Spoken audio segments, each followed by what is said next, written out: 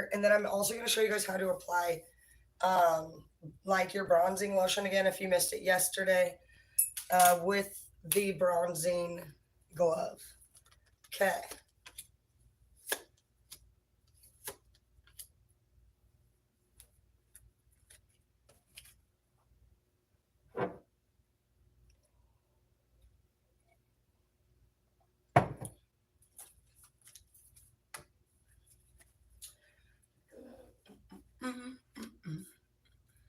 Well, I feel like for one, you ended a relationship right off top. You have the resilience and the reverse, and it's followed with miracles happen. And it goes to the Five of Wands and the reverse. And the miracle that's going to happen, just to speed up the card a little bit, is that you will leave this person and find true love. I like where the miracle happen card is because it's literally before you find the next lover. And it's your next card after you fucking have had enough of this shit. And this is going to be replenishing. It's an acid peel. And it does have acid in it. But mine's pretty good. It doesn't have to peel anymore. But when you first start using it, you're gonna like see a little tingling. You'll feel it a little bit, and then you will. It's basically taking off your top layer of skin cells. Is what it's doing. That's what you're feeling.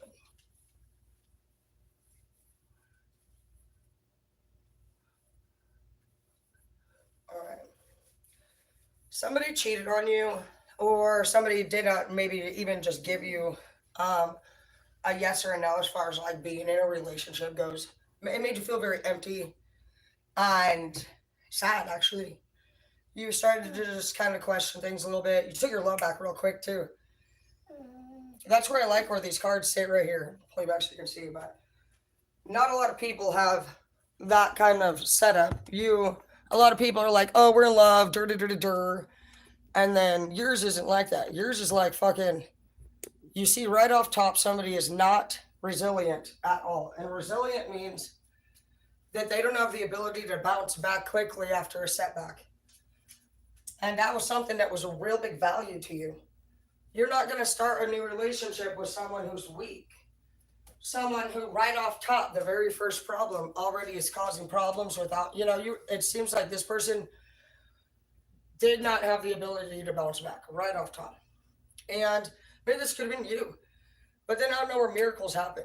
And it says, give the universe your clear intention. So if a miracle for you was simply learning how to operate manifestation, you started to even just take all that power back right then, knowing that you are going to bring into your life how you feel and what you think about. And so that changed you. You're like, what the fuck? I feel like shit. And I think about fucking how much I can't stand this person in the room every day, and you're like, I don't want to manifest that. You started to realize that had nothing to do with how you looked or what the fuck you said. It was literally the thoughts and the feelings. And you were like, that's a game changer, dude. And you changed. You stopped accepting Five of Wands in the reverse and Ace of Cups in the reverse. You took all your love back. You dumped it out. And you were like, I'm going to actually work on myself. You realize that you had to become pure. And feelings and thoughts are the two main directors in your life. And that's something that you always just know how you feel and think. And you're like, damn, I'm starting to get angry inside. There's no way I could possibly be in a position to manifest a relationship at this time because I am not currently a divine potential. We are not, you said. You're like, this is temptation right now, dude. You actually became very selfless. And that's what turned you into the Empress. The Emperor was that you realized you were not divine starting love when you felt achy inside. Now, you know what unconditional love is to yourself. You've taken time to not disrespect yourself and be part of relationships that are low in vibration. There's no question to love. And things can easily make sense if they're supposed to. You matured, basically. You matured. Next one we're going to do is, I'm going to put that one back. Wow. I'm a dangerous woman. Okay. We're going to do the water gel moisturizer actually. Whenever you do your face care, you want to have liquidier to thicker. It's always going to be your smallest molecules no matter what to your thicker ones. That way they can go deeper within the hair. I see that for some of you guys do have something going on, possibly with the court systems. We have the lawsuit here. We have friction, tension. We have justice, balance. Honestly, it looks like it's still going to work out in your favor. I am picking up a little bit of an animosity when it comes to why this person's got a problem with you, to be honest. It almost seems like it's somebody from the past for some of you. Could be the person that, you walked away from, but I don't know. I feel like it's a different energy. Either way, it looks like it's going to be fine for you. This isn't under eye cream. Eye cream's always just pretty much like help with the puffiness or any dark circles. Skin around the eyes is very soft, and so it requires extra attention and different moisture. Yeah, honestly, this person is, you still have somebody in your energy, and I don't really feel like you, if you want this person in your life, you just simply, I don't really know. I feel like this person almost like wants to be a part of your life. You might hear from somebody from time to time, or if you do want to be part of somebody's life, they're simply like, bro, you need to work on your temptations. You need to work on your resilience. You need to work on being responsible. You're like, all this shit right here is how you wake up every day. You tell somebody this could be you, but either way, I mean, this is their starting point to every fucking chapter. They don't have the ability to bounce back. They're dealing with temptations and addictions, and they're being told to be responsible. They probably don't have. You couldn't build anything with this person. Not that you even got to that point. Some of you guys are so smart. It's like boom, boom, boom. I mean, these could be all different people that you fucking keep coming across. And you're like, that person needs to do this. This person needs to do that. And you're just like, I think I'm just going to take that time. People could be trying to approach you and ask you to be their boyfriend or girlfriend. But you have a lot of self-realizations that you're working on right now. You could miss somebody that's passed. I don't know. Usually we could look at that picture like it's you if you were down, self-realizations. But maybe you're looking at your old you from the past. Maybe you're supposed to be who you used to be a little bit more again. You have drifted away from God for some of you guys. You are somebody who normally would spread unconditional love. But right now, some of you guys are actually thinking about, maybe you're going to make some more money. I see you got the Five of Wands in the reverse, but underneath of it, you have Empress and you have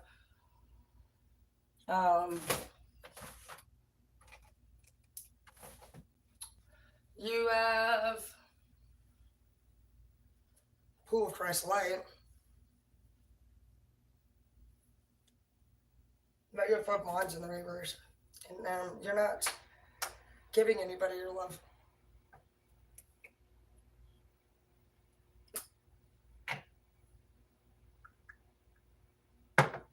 Some of you saw the broken heart from a lover, from all the lovers. It's not just love wars, it's just everybody. You hurt. You don't trust. You're angry a little bit because love didn't get you through all this fucking shit. Love stressed you out when you were going through it. You felt like you had to go through this by yourself. And honestly, I think that's really where you're hurt. You're just like, it's not even about, like, you're like, no, I don't fucking try love. Like, I don't let nobody get close to me nowhere. You're like, for what? It don't fucking matter. You're like, for my body to be fucking used because nobody fucking sure as fuck helped me out. Nobody fucking understood me when I was down. You're like, love? Fuck love. You're like, it's fucking nothing but fucking sex to everybody. That's why the fuck you don't love. You don't want no low ass vibrational shit touching you. Your divine body. You respect yourself, bro. And you don't respect people because you know what? You've been fucking literally resilient. And that doesn't mean that you ain't there for the fucking people. But you don't want their fucking energy near you For what? So they can have low vibrational conversations, so they can fuck you over, so they can lie to you, so that they can fucking get you pregnant, give you some diseases, and then fucking die. You know what?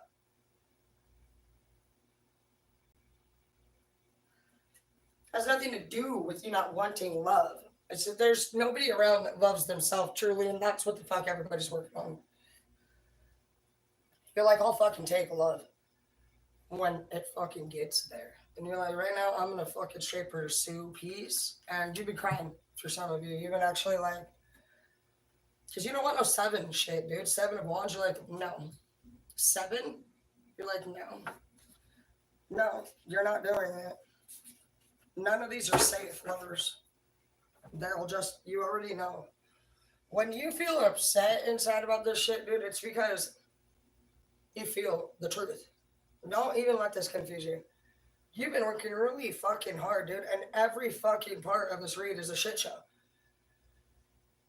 All it says is that fucking you're having a lot of realizations. You've had to take your love back from everyone. You're the one who's been very selfless.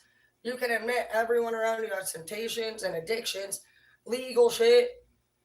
Your heart's telling you to do something in specific. You've been crying. You've been praying. You've been having realizations, but you're still on your journey.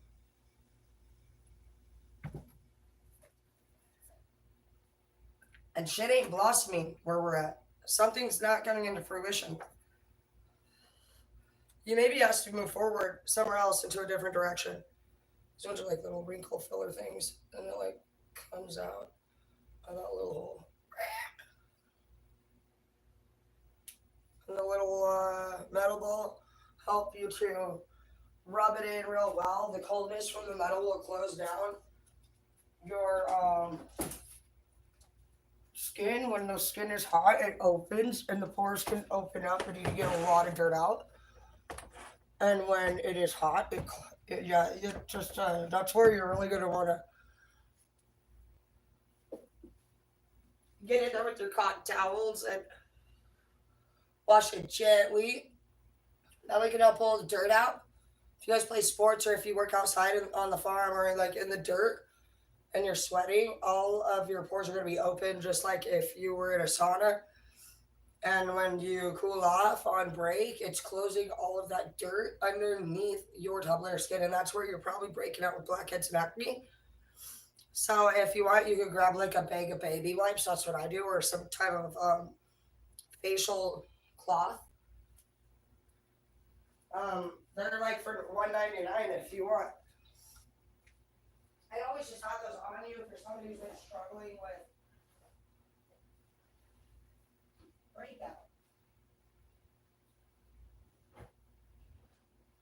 Like these. I think they're only a couple bucks. I love these things. They're just easy to use, and you can just get some of these, but excuse me.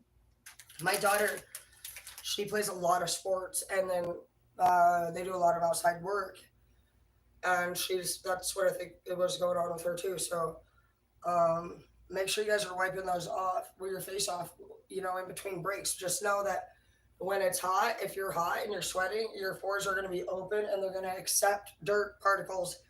And so when you know that you're going to go take a break, go ahead and just wipe your face off. And then that way, when it closes down your skin pores, you don't have all that trapped dirt and dust under there, it's going to really help you guys to look younger. All of that extra dirt trapped underneath of your skin, it's going to weigh it down, and you will have saggy, wrinkly, and acne skin. Any tea tree will take care of your acne. I'm not even kidding you. I don't even have face wash in here. I'll go get some just because I should probably be using it for the gentler ingredients. Harsher ingredients will age your skin faster, but the tea tree, look, I don't even get zits. That's all tea tree. That's just like literally from tea tree shampoo. I'm not kidding you. I've just been messing around with these things because I get them in the mail and I work at the salon, and so we get to try a lot of cool stuff all the time. These are Murad. I totally recommend it. It is a little spendy. But honestly, I don't think I've ever used anything better on my face.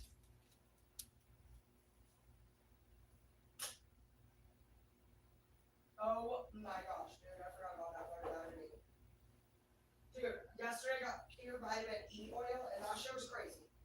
It was so thick. We are not doing that today. Oh yeah, we were supposed to do the glove thing first. Okay. So, also, just because summer's here, I'm so excited, the days are getting longer. But do keep in mind that 80% of your aging comes from the sun rays. So, wrinkles. So, if you wear SPF 30 and higher, you will prevent sun damage to your face. Make sure that you guys are putting your sunblock on everywhere. Your skin is your largest organ, and if it's not moisturized, that's how come you guys are getting burnt. That's why you're peeling, and that is also why you're getting stretch marks. So you need to be drinking 10 to 15 glasses of water a day. We're already pretty hard on ourselves anyway from working, not staying moisturized and smoking out and fucking drinking, and also spicy foods and sugary foods will also. So these are all different ones. They're all fine. I don't give a fuck. I haven't had a problem so far mixing them. That one's from Sally Hansen. That one's like a gel. It's like a water spray. So I just like to try whatever. This one is from B-Tan, and I do like B-Tan a lot. I've had a few foams, and this one came from B-Tan, and they're all good. And this one's a Jergens Natural Glow, and it works really well too. So I will spray all three of them on, and we'll mix them together. I'm just going to do it because this one's my most name brand one. And that one has watery moderate molecules, so I know to go a little deeper, give it a little bit of depth and an extra, a little bit of glow. And then I use this one on top as a lotion. And so then I can just make sure everything's distributed in real well. And you can't even really tell. It's just a very light glow. You can choose to get darker one if you want to. And this is I can't help it. I just like them all. I can't choose. You won't get this by adding more on. This one's from, it's called Tatcha, and it is the Dewy Skin Cream. I just got that one from Ipsy Bag. You should order Ipsy if you can. It will give you like 5 surprises a month, and you never know what they're going to be. And so you end up getting to try all these name brand products, and it's really fun. And if you're not somebody who goes to the store and buys all this stuff, it's really fun to just, because it'll tell you like what brands do you like, and it's all great brands, you know,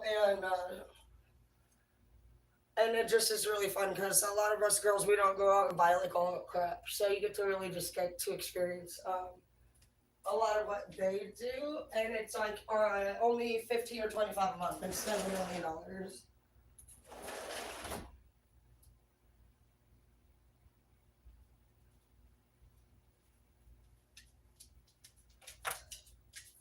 Yeah, I saw that one. Time to move on. Flow with the river and see where it takes you. Some of you guys are thinking about departing from a roommate. You have a roommate situation for some of you. That could be the lawsuit thing too. Some of you guys could be thinking about suing your landlord or a roommate. Things are just not going so well between you two. You've been very closed off. You used to have your doors open and stuff and chat, maybe hang out in the living room, not anymore now. Everybody just closed the door. There could be some tension going on, fighting.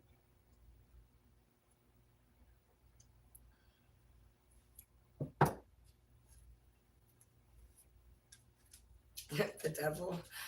Yeah, somebody is acting crazy right now. Ew, is it one of those like where you're in that roommate situation and they're just oh, that's awkward. That's awkward shit. Yeah, you guys could be like in a full-blown fight back right now with somebody or something, like in the same house. That's pretty awkward. Yeah, they're not coming up so good. They are clearly somebody's making things way worse. Like literally like awkward. That is so tense to me. Dude, I totally get that. And it is weird when people do that. I literally stayed at this Airbnb in Oregon the last time I went up, and I've never in my life had an experience like that, bro. This bitch, literally, I shit not, like, I would come out of the bathroom and she was inside of my Airbnb, pretending to, like, fix the rug and shit. I found several planted devices. Like, we found, like, 6 or 8 fucking hidden cameras. Super weird bitch, dude. So you guys need to be careful. somebody could be hiding cameras. You need to download an app and actually like just scan the room and look for a hidden camera because we found like a lot, dude. A lot. She was fucking weird, dude. And the devil, I don't know, it just made me think for this is the second one. Go with the flow, bro. It's saying move. Like this bitch crazy. I'm like getting all anxiety, dude. Yeah, there's nothing divine with this person. Like this person is actually evil. Like they're gonna do something crazy. It seems like. So first I start with spraying it all on.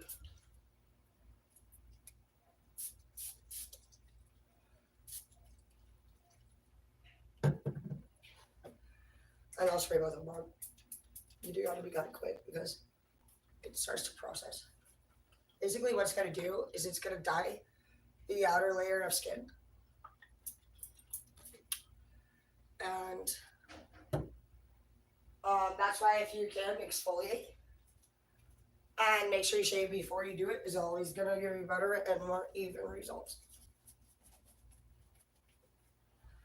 These are the gloves I was telling you about.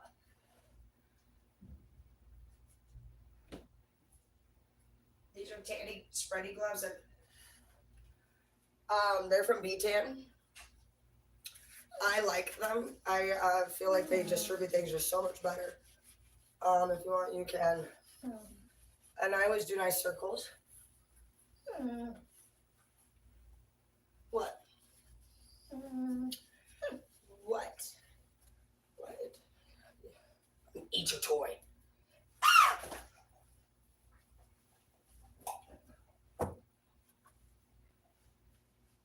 Around your elbows and knees, don't spray them. Just use what you have to. Bring it all together. Get the top of your feet good because, well, not like with extra product, but the mist actually falls down and it will settle mostly on the top of your foot. And so, if you don't make sure that's really well rubbed in, you will have Oompa Loompa feet. Again, doing circles, really just nicely putting it into the skin. You're really pressing it in there nice and even. Like a nice lotion. Like an oil massage or something. Because if you don't have it nicely rubbed in, it'll like, again, if your skin is not soft and moist and you have dry skin, it's not going to be able to absorb your product. Moisture keeps things lasting. We all know that when food dries, anything dries out, it's just going to be brittle and brick. So moisture is key. I'm going to go right over here and do my back.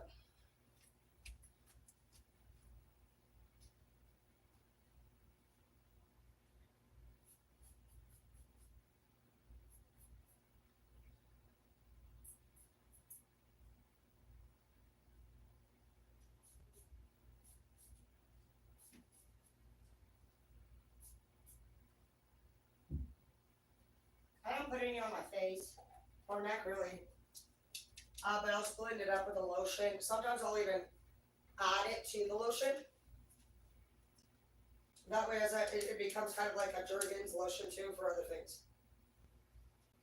But I only added the liquid Sally Hansen one to the lotion because it was a water-based one, so I figured the molecules would be able to blend. Not a lot of hair stuff or any product, it has different types of molecules. So you're going to want to make sure that when you cocktail your products, they actually go together. Molecules, just like when you put oil in a cup of water, they don't stick. So if you're not, if you don't understand the ingredients in your products, you can just separate the hair from the product if you add another product to it, and it could be actually counteracting it.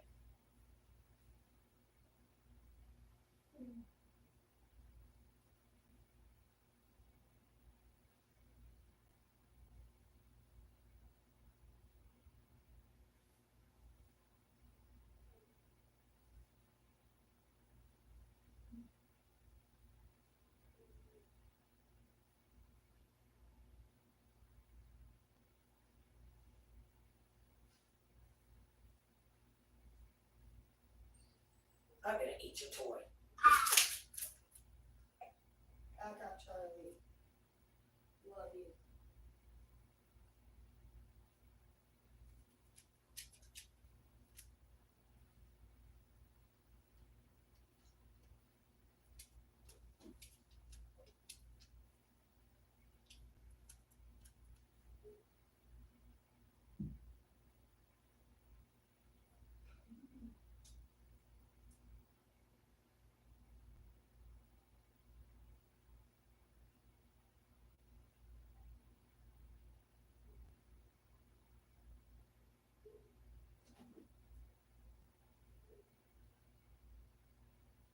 And then when you're done, just get a robot and don't dress if you can for like 20, 30 minutes.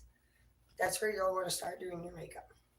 Never do, um, you'll want to always put your face stuff on first. And then I'm watching the shit. The Sally Hansen's the one that worries me a little bit. When you're done, I just take the glove and just gently kind of like blend it, but it'll be nice. And then it really just sets you up for success when you go out for your first actual summer look. And by wearing lotion and drinking your water throughout the whole winter season, every day, I shit you not, I never peel. I never peel. And I used to peel all the time. And it's literally because moisture. It's wearing lotion every single time I get out of the shower.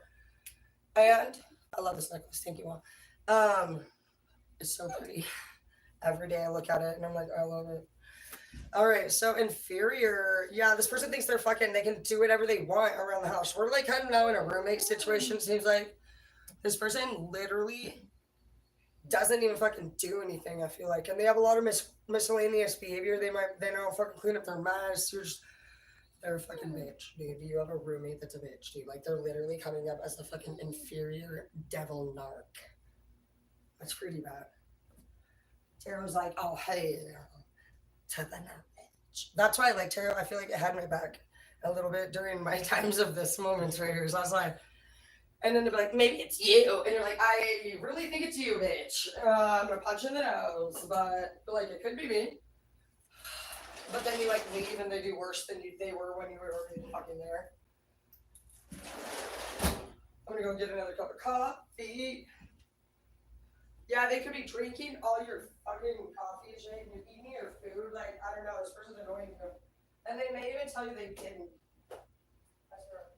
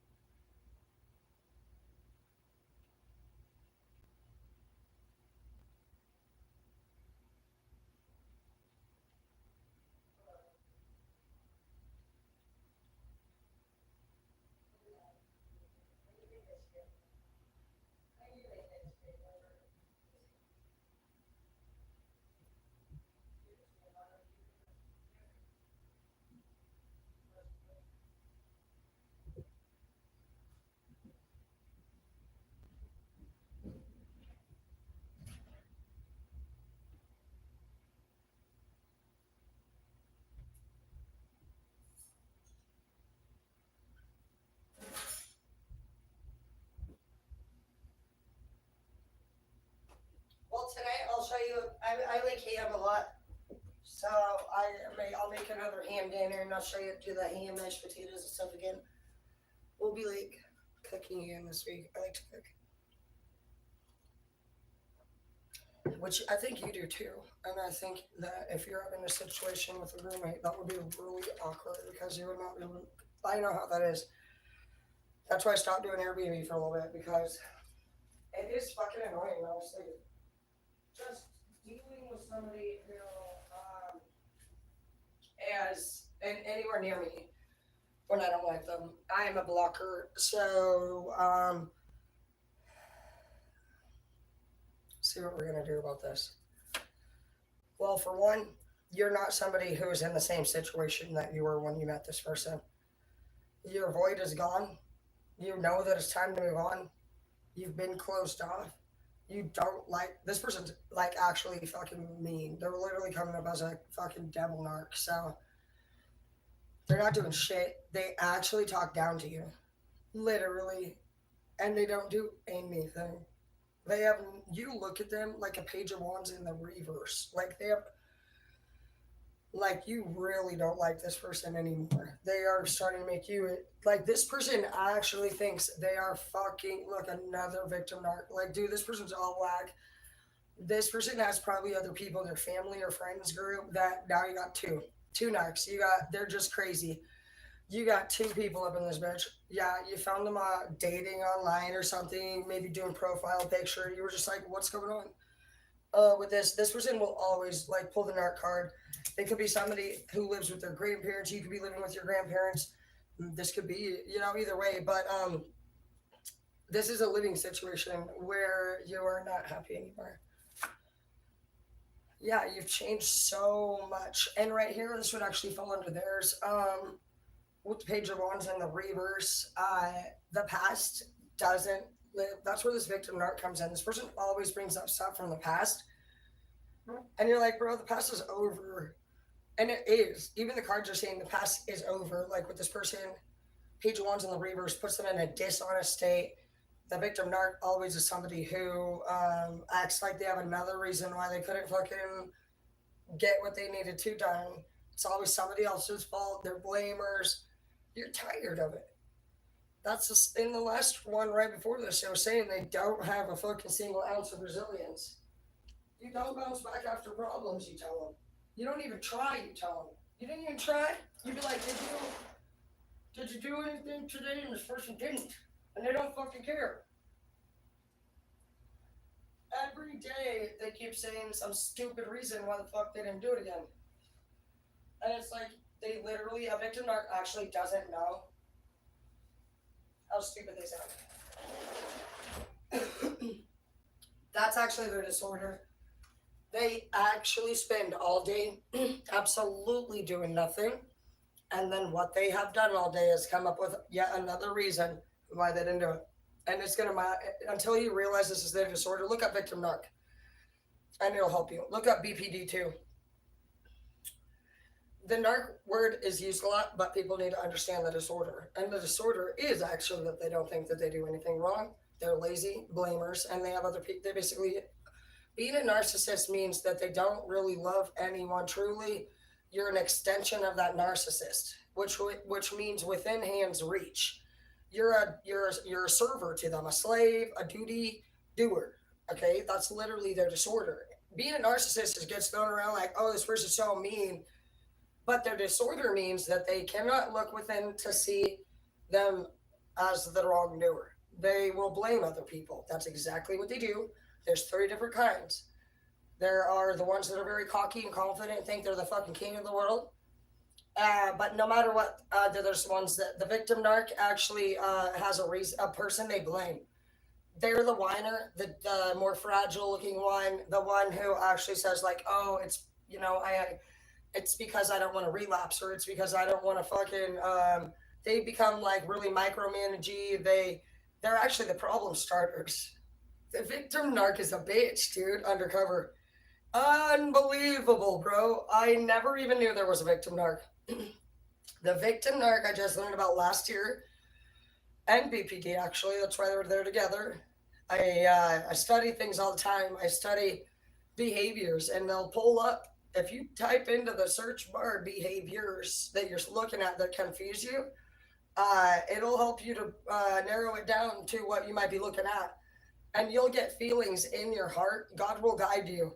And then you'll be like, what the fuck, dude? That's crazy.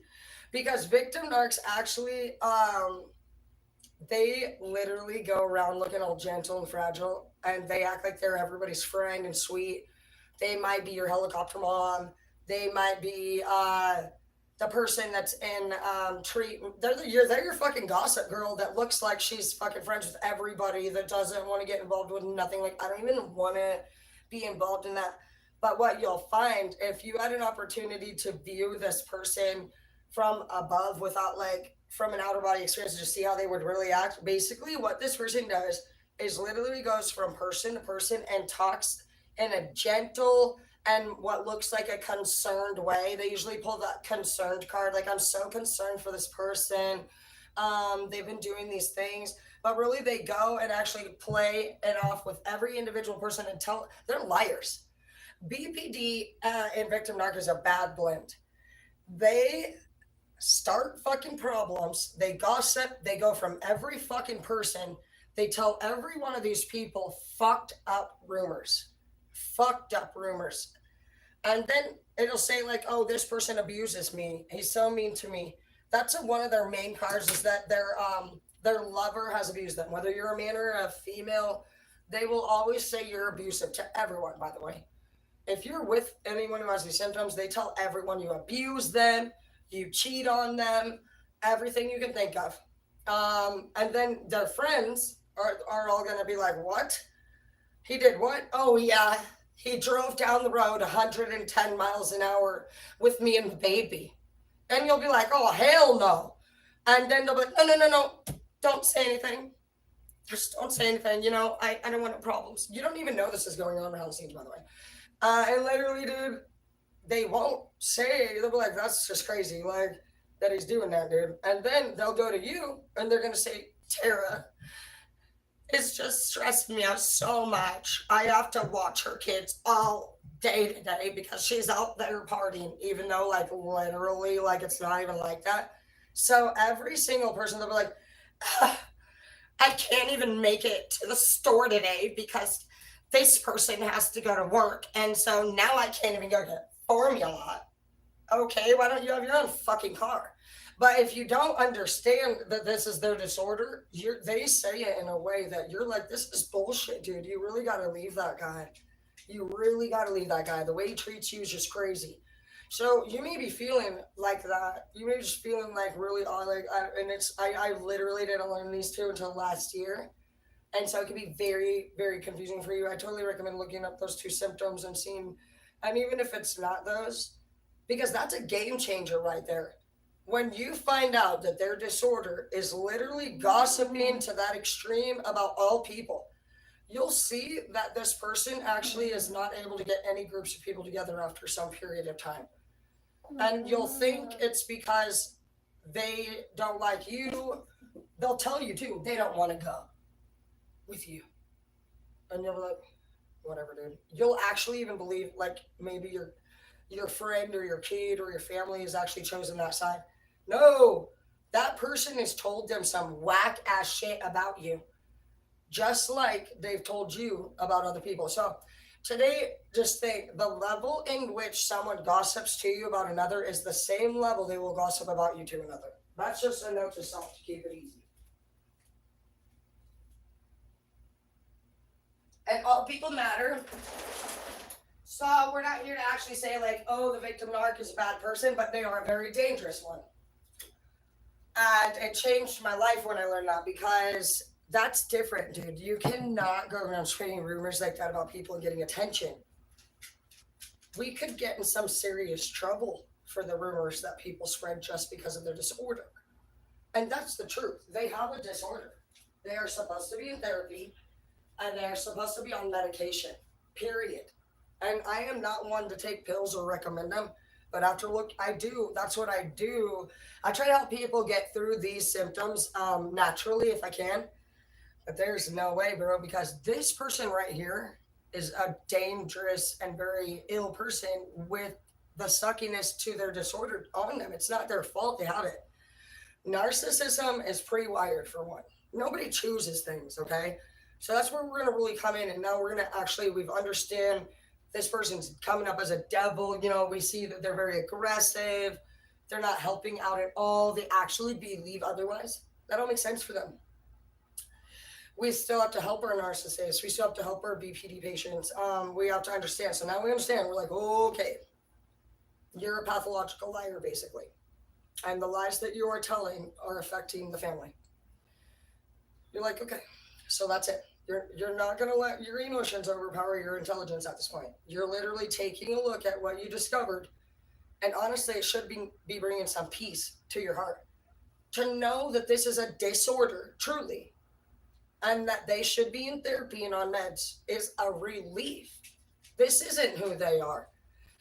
And you've loved this person. This is your friend, this is your sister, this is your family, and like, you know, it's been hurting both of you. Nobody's in trouble. And neither one of you can really make it without the other.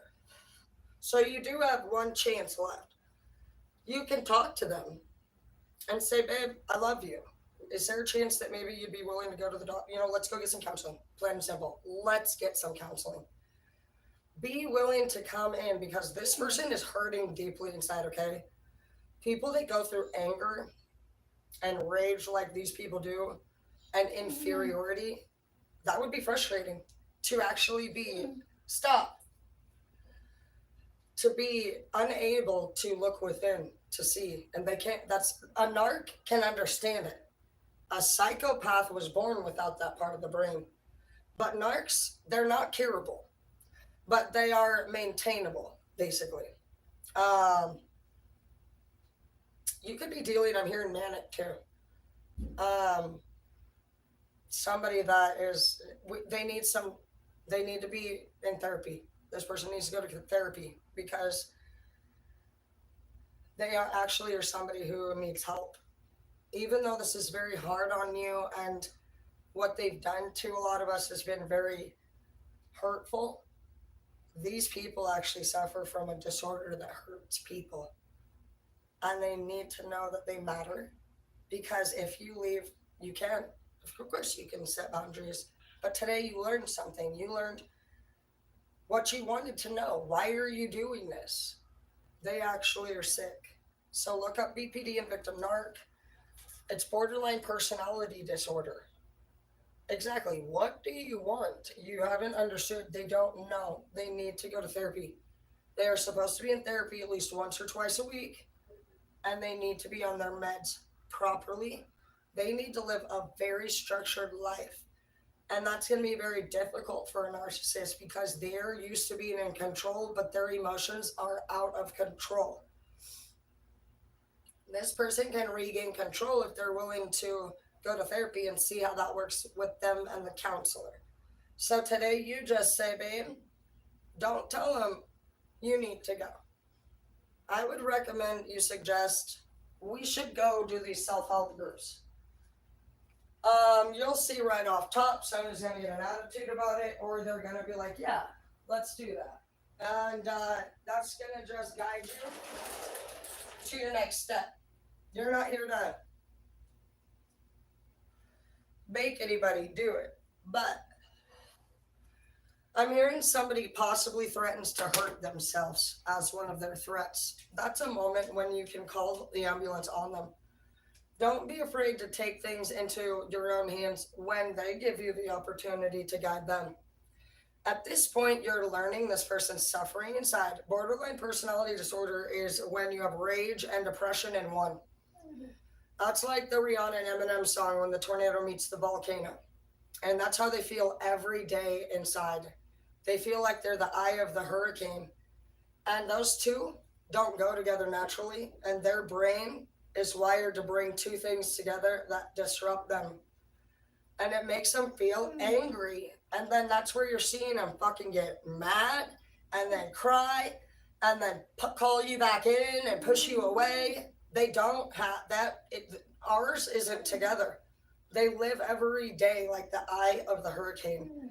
And that's what the medicine does. The medicine is going to separate those two emotions and allow them some fucking peace.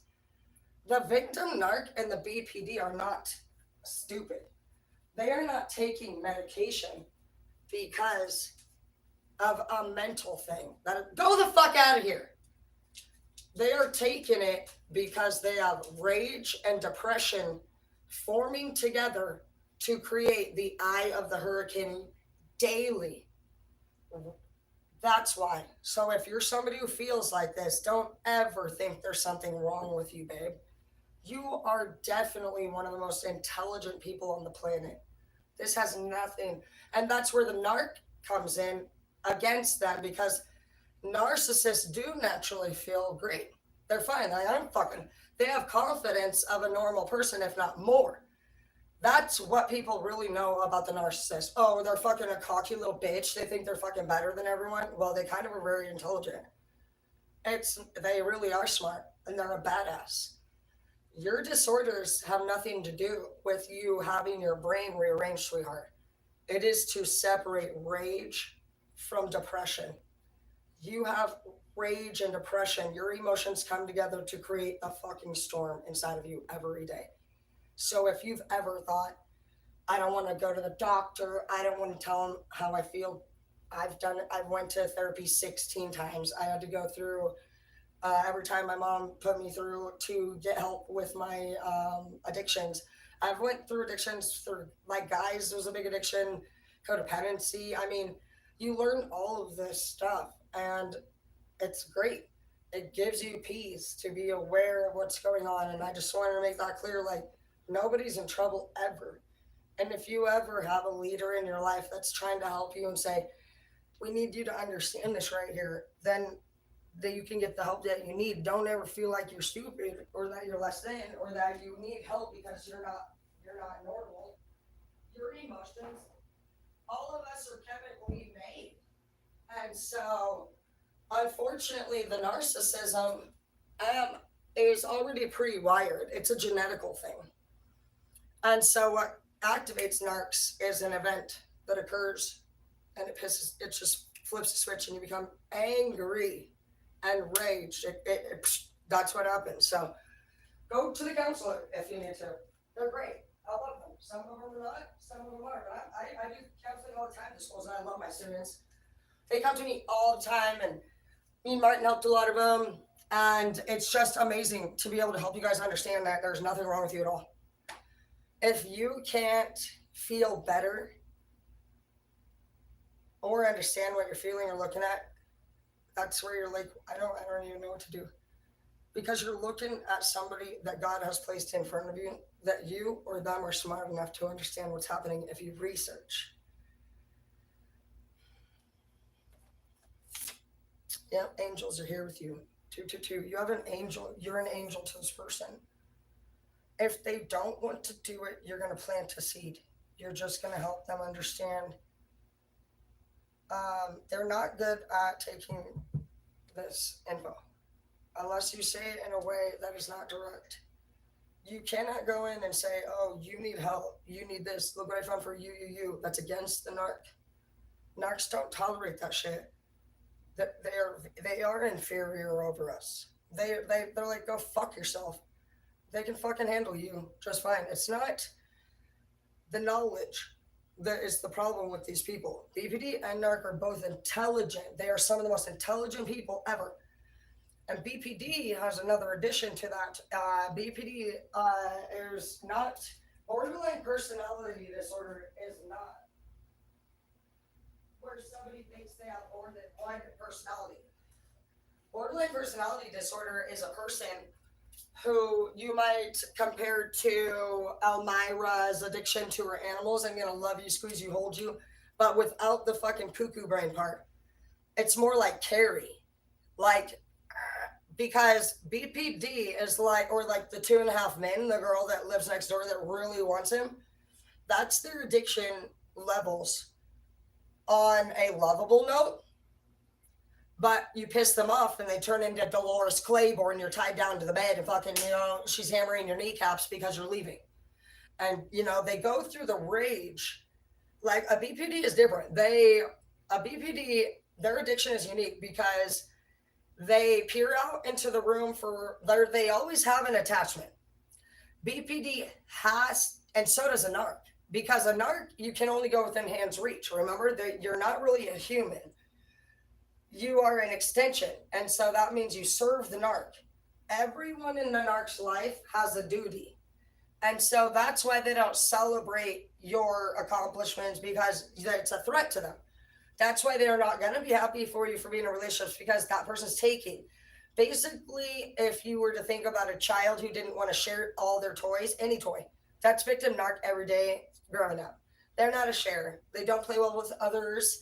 It's they just don't. That's theirs. It's a their child. That's mine. And it could be the kid that has the two fucking exact same toys. Like that's mine. That's how they are every day in the morning. Just to sum it up. So that's why I would feel like you're never fucking happy for me. You never support me. It's like you try to break me up with all my boyfriends. Yeah, that's mine. That's not yours. Okay? So just to look at it from a note that is like not hurtful, that's theirs. That is how they think. Period. That's why they got to go to therapy. So that their counselor can remind them that they need to share. Remember, we're supposed to be sharing today. And she's like, but like shit, they can do it. That's what they need. They need to know they're not a bad person because they don't share. That's who they are. And so they need to be reminded you're supposed to be sharing today, Sandy. And Sandy knows it. So a victim might do better with rewards. You might gently, but I really do think the best thing to do is to not get into it. They need to go elsewhere so that you guys, when you are together, can enjoy each other. Love isn't present when emotions are counseled in the home. Too much is put out there, people become embarrassed and vulnerable, and when fights break out, sometimes it's used against each other. This needs to be separated, and everybody can go get help if they want, but it's not a bad thing. But the borderline personality disorder with the victim narc mixture is a deep fucking obsession to things that are definitely not their own, and it's causing a lot of problems. This person is trying to fucking attach himself to all these outside relationships, and it's like everybody wants to know what's going on with this fucking person. They're really pissing me off. So today, you know. And if they want to get help, they can. If not, then you can gently just suggest it. And if they don't want to make the changes, then it'll say it's time for you to move on. But today, at least you understand that no matter who you're looking at out there, we all deserve care. And we are all beautiful and important. And most of the time, when you actually research it, you can make sense of it. And that's how you become an emperor and empress. You have empathy instead of king and queen. King and queen means that you have status. You're the boss. Yeah, you can be inferior over people. You can slash them. You can fucking threaten them. You can say, oh, I'm going to fucking do this if you don't fucking do what I say. But that's rage inside. You don't get to be an empress or an emperor if you don't have empathy for the people. So that's how you elevate, by educating yourself on what you can have status. You can have money. How do you become a king and a queen? Well, you would look over a home. You could be, but you need to be doing well, healthy, healed to be in the upright. Otherwise, you're a status in the down. That's like a fucking boss who's a dick every day and they fucking walk all over everybody and treat them like shit. Yeah, they're in charge, but everybody hates you and you're mean. And people quit. They'll move on. So that's how you're flipping yourself up and down in the tarot. It's just like, you'll know, like, do I feel good inside? You're in the upright. Am I doing what's right? You're in the upright. It's not about doing what anybody else tells you to do, because all of these people are different. Every card is different. So we're not the same. Nobody's the same. Even twins have differences. Not you and your best friend are exactly the same. People know this already. It's really just about everybody being willing to be like, you know what? I understand that. I'm willing to learn this. I understand that. We got to work together. There's a lot going on out there in the world because all of our chemical changes. With everything, like your brain is chemically made, and so when you go through stress, fear, addiction, trauma, it burns your brain cells. And how you can just look at it as like two healthy pieces of fruit, and a bug bites out of the other fruit. Every time somebody sits there, every minute you stress, you're burning your brain cells. When you're crying, burning cells. When you are drinking or drugging, burning cells. Even when your parents were fighting around you when you were little and you were a baby and didn't even think you understood it, Every time you heard something that startled you, burning cells, which you can just think of like if you were a car driving down the road, it's a pit hole. Boom, boom, boom, boom. You're supposed to have smooth electrical pathways. All of us are. So people have all these pit holes from fighting and using and fighting and using. It's like the moon after a minute with all those crater holes. And you still have the electricity that's supposed to be going around and around and around. But some people don't have all of their brain anymore. And so we just need to recognize that for what it is. And that's what the pills will help you with. They go in, when you go into therapy and you're honest, they're calculating the amount of pit hole that's lost in your brain. And what they're going to try to do is they're going to put your medicine together and create a smooth flowing pathway again. That's what they're for. So if you're honest and you want to get help, they will smooth your brain back out again, okay? I'm not somebody who promotes this usually, but I understand it. And people are hurting and families are falling apart. And those pathways have got to be reformed. People are actually starting to twitch. That's where you're seeing them walk now. Funny. Their pathway holes are getting deeper. Their pit holes are deeper now.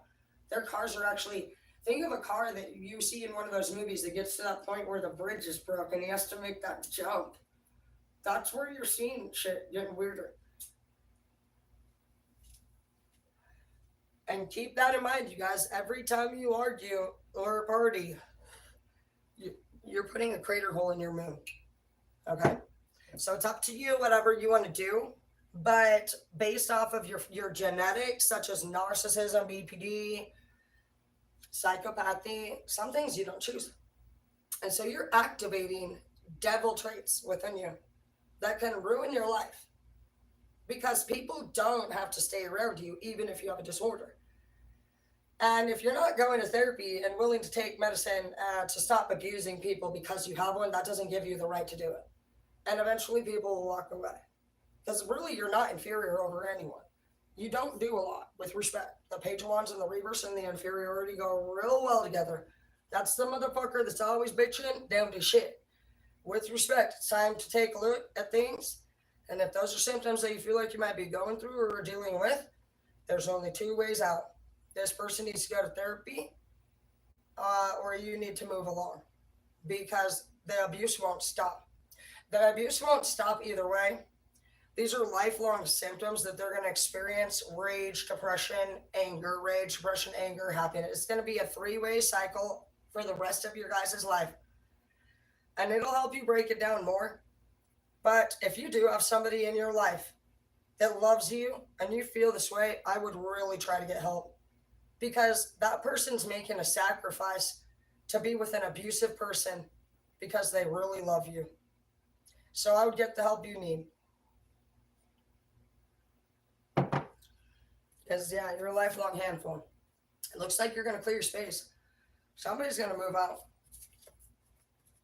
They're tired of feeling this fucking empty void. They feel still single in a house with this angry person. So, honestly, I mean, I think it's fine. This person, it says time to move on. But now you at least know what's going on. And you're not like, okay. And I feel like just look it up. That's how it helped me. Yeah, you're having an awakening now. Some of you guys could have native.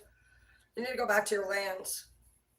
Whatever your homeland is, if you're tribal or cultural or anything, I feel like you need to be there. I feel like your ancestors need to be with you right now. Like you're having an awakening. You're on some kind of other territory. You need to be grounded on your land, wherever you are, so that you can shed this. You just had like a big awakening right now for whoever you are. This is going to be a game changer for you for the rest of your life now. You're a pre-emperor and empress now. To become emperor and empress is such a relief. It's not about status. It's literally a fucking relief, because all this time you've been like, what is going on? This person seems so evil, but yet you felt like they were a good person. And it's because they are. They actually have a disorder. And their disorder is to do all the shit, but actually another one is to not want to take a look at themselves. But that's fine. Don't go. You're like, I'm not living my life guarded anymore. Ever since you left this person, that's how you felt with them. You were just like so hurt. You didn't trust them. They were always fucking you over, man. Today, you feel like you can relax and accept what's happening now. from a different perspective, and just like, this person didn't want you to fulfill your destiny and be all that you could be, because we talked about that. Just the extension of the narcissism, it's just not what they do. Yeah, they've been dealing with this for many chapters. This has been many dynamic. Like, this has been a lot of family, generations, and you've maybe been a loner, and you've maybe felt like, what the fuck, man? Why do I feel like such an outcast as you go in your family? You're not an outcast. You're just the one that doesn't suffer from this. And that's a good thing now, isn't it?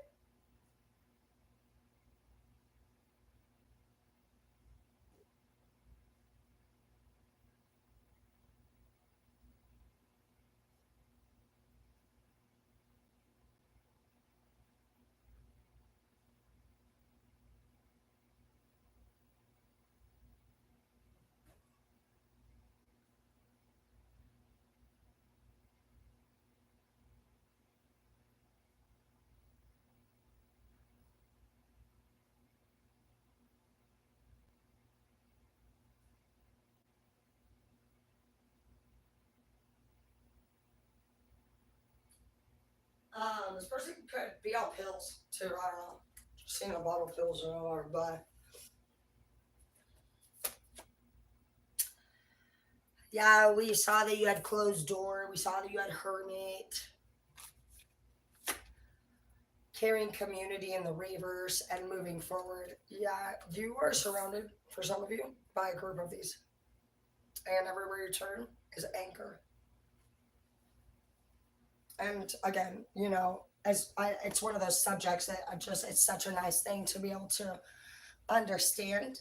And today, you just know that at this point, you really are in danger around these type of people. If they don't get the help that they need, sweetheart, then you'll be a lifelong target. And things don't get better with these people. This is how I grew up, in a house with these. So I call it lucky, I guess, when I describe it, because my life has been horrible with respect to them. I love them very much, but I am the only one who I feel like has really taken time to understand this. And like I said, I just barely figured out those 2 months last year. And even at the thought of it, my heart fills with this heavy pain. And it's a daily torturous attack. They sabotage your life, they destroy your relationships, they mock you, they make fun of you, they stand against everything that you love. And you won't understand why. They'll tell you to do all of these things the opposite of what you should have done. They will really sabotage your life. They will tell everybody the worst things you can imagine. They will never they will never applaud you. And it is excruciating to wonder why. Well, that's their disorder. And ours is being codependent on them and actually feeling like we owe anything to this person, and we don't. This person needs to go get help. This family needs to go get help. And today we learn as a victim that you are not the outcast. You are the angel in the family. You are a light worker or a fallen angel. And you are placed here for this reason right now. Departure. God's coming in. What you call exactly, you're about to take a leap of faith with God. See, when you have these tower moments and realizations right here, that's a tower moment is when God comes in and takes you. A tower moment is a tower blowing up. And I always think of God punching it down. And it hurts. But nobody tells us what a tower moment is. I remember when I was going through my tower moment, CPS was there, DOC was there, James was in jail. I'd gotten our place. The kids' rooms were pretty, and all they had everything they need, and I was just sitting in the kids' room alone. James was locked up, and I didn't know how I got there. How the fuck did I fucking go from going to law school to finally getting my fucking 3-bedroom place, to the kids' rooms being beautiful and decorated, to being a mom, to fucking having an inmate baby daddy, CPS involved, DOC involved, nobody in the fucking house, fighting with my family. I was crying. I just was like, fuck. And they were like, get better, get better. We really wish you'd get better. All of those people partied with me, and my family, my parents are drug cooks. And so what they did, my mom like always tell everybody about me. She never even told anybody about herself. And I never told anybody on her because it was my mom and I fucking respect my mother. And so I would like cry all the time while they fucking acted like they raised my kids and fucking like I was some piece of shit. And then, I was just like, fuck, dude, this sucks. And when I learned that it falls apart because that's what's supposed to happen, it took me a lot of years.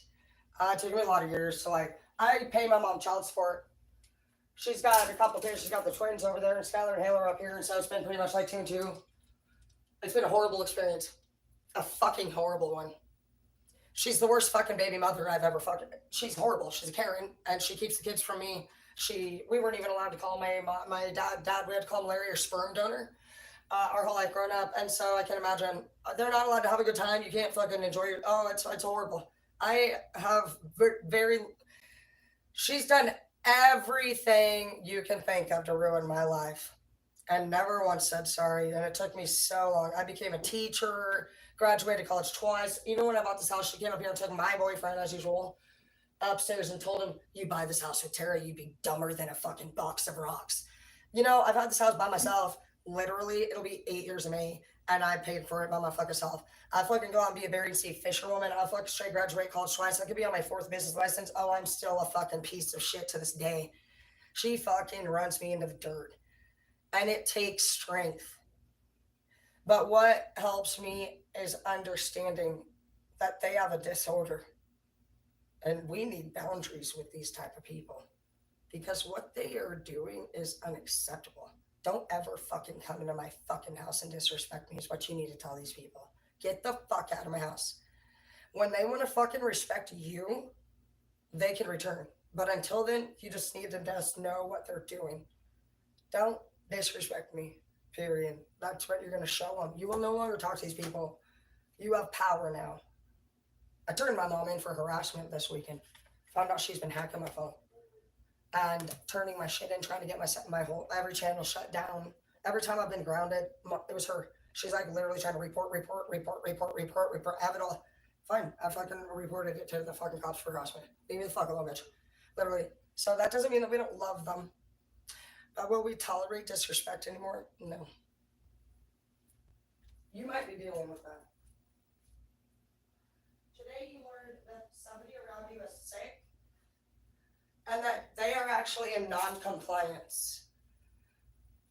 And they need to be in compliance before they approach you anymore. We were supposed to be in compliance.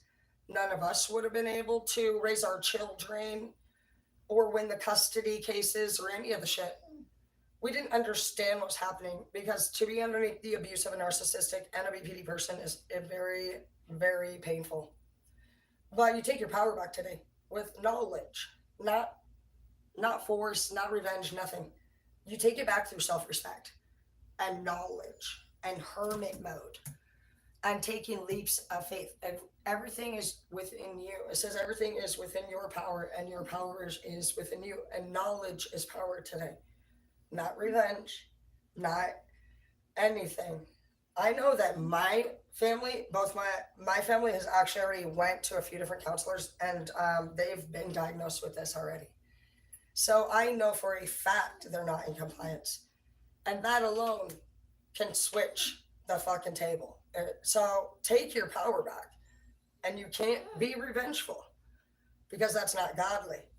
You are not here today to spread more pain through knowledge. You're here to say, if I had respect for myself, no one would be disrespecting me anymore. Because who the fuck's disrespecting you? Only people that have already. So we need to stop letting that happen. You gotta put your foot down and say, okay, I don't understand what's going on. So if you've tried everything that you've tried, and if you've tried talking to another person and you're not getting anywhere, then you need to know that you have a different option. You can either suggest that a third party gets involved and basically you guys have some kind of mediator or some kind of counsel that helps you guys come to an understanding, or you walk away, or you stay in this disgusting environment and feel like shit for the rest of your life. So those are your only options now. And now I just use that now. You know, that's one of the main reasons why I have not gotten into a relationship. For one, I've never actually taken my power back from all these people, and I'm still healing. I've had to learn in the 4.5 years what I'm telling you right now. And it's been actually like 20 years of fucking training. And it's so much. And now I just try to help you guys understand, because it's helped me a little bit, but that doesn't mean that they don't still attack. But I have never actually learned that I was codependent up until those last few years. And I never really looked at us being there for people that needed you as a codependent thing. And so it is. And they're asking us to step out of the picture. You will be asked to take the leap of faith away from these people, because God needs to work with them as an individual. Karma's coming in for a lot of people. A lot of you guys are going to receive karma, or have been already receiving karma, because what they do to you still is karma. They can't treat you like shit. All that happens is that you guys are just now in the sick cycle of fucking abuse, always. And you just think nothing ever goes right for our family. No, you guys all have to pay that debt. Uh, Karma is weighed. So if you think negative, feel negative, talk negative, do negative, all that's weighed out by minutes and seconds. So if you, no matter how many minutes of a day you spend fighting, you're going to be aware of that. You're going to know, damn, well, and that just changed my life. I started to, you know what started to change my life was that cartoon with that avatar with Katara and the airbenders. I like martial art. Teaches you about balance. It teaches you about peace, clearing your space, and it feels good. Today, nobody lives here, just me and my daughter, and we both have our own floor. My son comes and goes when he's off of work, and I go visit the twins, because you already know about that controlling ass shit. And I pay child support so that I can be told that I'm a piece of shit and do nothing, as usual. You know the baby daddy life. So today you just take that power back. You are a beautiful person. You're amazing. Anyone who treats another person poorly, that's on them. Shame on them for that too. God will deal with that. You need to understand, because today, more than likely, this could be your purpose. Narcissism and abuse from BPD people have been really affecting your life. And it hurts the worst. I've never in my life went through something worse than a bully from a family like this. It's been the worst pain I've ever experienced. My baby daddy's dead. I seen his body and shit and fucking had to watch him die. And this has been worse by far. I fucking found my boss hanging from a rope and had to fucking handle his crime scene and go back to school and manage a school. Worse by far. I've lost my kid's CPS. It's hurt me deeply, but it came from this person. My dad died fucking in the backseat of a van on fentanyl. And this fucking person hurts me still worse. It's crazy. There is nothing more painful than not understanding why somebody like this has rejected you. But today you do. You take your power back and you're like, okay, so you're actually not in compliance. That's something that all of us can understand. We've all been through court. We've all been told you're so fucked up. Why don't you just get better? Perfect. So you need to get better, basically, and you are not turning this around, because their own advice is exactly what they've needed to take. Isn't that some shit? Until they go and get an assessment done, and if they've already done that and they're not going to therapy, they cannot literally talk to you and actually act like they would be saying the right thing. There's no way. There's no way. They're coming in angry. That is not allowing God to work through them. You are a property of God. They're the ones who even preach religion. You are God's property, bro. So and we don't boss people around. We are supposed to allow God to be God. We are also supposed to be products of His making. So are they really saying that every time they put you down, they're allowing God to speak through them? No. That anger and rage and abuse, that is not godly. That's easy for you to separate yourself from. If you're somebody who is religious, does that sound godly? Are you really gonna, no, they are abusing you and actually using terms that they're going to get in big trouble for. They're bringing God into their satanic freaking attitude. You think God's not watching that? Oh yeah, he is. That is so ungodly. And you have to have, your own boundaries and self-respect to know when to put your hand up and be like, hey, I don't think so. Literally, dude, put your hand up and be like, you cannot talk to me like that. Don't even come over here. You have to literally say that. You don't have to be mean because you can actually look at it like they have a medical condition.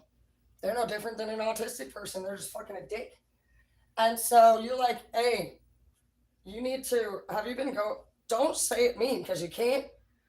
You need to say what you mean, but don't say it mean. I learned that one. But you need to remind them that their behavior, they may need to want to go talk. They should be in no less once a week counseling, dude. Dude, these motherfuckers are crazy right now with respect to them. They are mean as fuck and they cannot keep doing it. So we're gonna go upstairs and we're gonna cook. Um, and that's another good thing that you're gonna want to do. You're gonna want to make sure that you guys are eating well. This just takes a lot of energy from people. It's usually in the dynamic of the family because you're the only one probably that's what a light worker and that's what you do. You're here and born into the shit so that you can change the dynamic of the family. So today you probably learned your life purpose. You're probably surrounded by a bunch of these. I mean, it's hard. Do you have to do it? No. But that's what you were born to do. Your ancestors, you only have a few, but you got cousins and shit that are dead. You got great grandparents and shit that are dead that were abused by this. Your family dynamic is this has been going for years. I'd say based off of my go the fucking lay down. I'd say based off of my experience, it seems like every 4 generations one of us is born. If you don't have anyone in your family, I want you to count how many generations are alive right now. How many? We got 4. So I can tell you right now, so far I'm the only one who has been full blown adamant about standing against it. I've had to report my family for harassment and abuse 10 times. Do I get anywhere? Fuck no. The court system's the same as all these other fucks. We'll deal with that in a minute. But that doesn't mean that I didn't do the right thing. And that doesn't mean they're going to stop either. But you keep doing it. And today we're smarter. And no, that doesn't mean we're perfect. But all they ever use on us is every little thing we do wrong. I'm like, and you're like, oh, I'm going to smash my face into the toilet and flush it. But we'll switch it up. I just feel like knowledge is power. I've been a hermit now for 4.5 years because I learned that with 2 people involved, that is the fucking stress. It's not love I run from. It's if there's 2 people involved in anything, this is like it gets really frustrating because you have to be willing to be on the same level and work together, and some people are just resistant and they may already have been diagnosed and they may already know, and then they want to be like just not doing what they need to do, and that's just like an act of immaturity at that point. And so you're like, okay, I'm just like, you just avoid it because you are so smart that you know how quickly you're going to start to be able to see people's shit like super quick. Now, when you do this way, when you stop looking at them like you're fucked up, they sure are. And you need to be aware of that. A fucked up person is a dangerous one. They will steal from you. They will try to fuck your people. They have weird disorders, like all of them. Like the BPD actually attaches themselves to both of them. Narcissists and BPD actually have a lot of incest issues. Straight. I'm not even saying that like to be rude. Like they, as a child, start to become very angry at, like, if you feel like you've ever had a child straight just hate you and treat you like shit, and you're trying to date their parent, that is probably a narcissistic child. That child and the BPD, what they do is they experience emotions of extreme rage. Like their emotions for their parent are beyond unhealthy. Like it's actually, they want that parent as their own. A lot of them have sexual relations growing up, and I've talked to a lot of different ones, and that I was mind blown when I found out it goes clear back into a parent, they want their own parent. And that's why you may have been ran out of a house. It has nothing to do with it being too hard on the child that their parent is dating. It's not like that. For some, it is. But when you know you've had a healthy relationship with somebody and there's been a child situation where you've bonded with, you've tried everything. You're like, hey, buddy, how's it going? And you bring him a toy. I mean, you did everything, and he still glares at you and hates you and won't get close to you. That's a narcissistic child. They want their own parent straight. And a lot of times, not all parents know that that child feels that way, but there are a lot that do, and they do have relationships that are inappropriate with that child. So just keep that in mind. If that child, okay, so another thing that you can add to that to just kind of like clarify if that's the situation you're dealing with, because that is a very serious one and it happens all of the time. Basically, what they'll do is they'll add in that they were sexually abused as a kid with the anger and the rage and the depression. So if there's any talk about sexual abuse, they had probably ancestry with the family, okay? And that's not something that you want to deal with. It's a lifelong obsession because their obsession when this child or parent is taken from them by an actual real potential partner, they get extremely jealous, like Carrie or Dolores Claiborne. That's where that part kicks in. And they will fucking do crazy shit to break you two up. They will say you abuse them. Anything. They will get you thrown in jail. They are one of the top people that could even possibly murder you. Okay.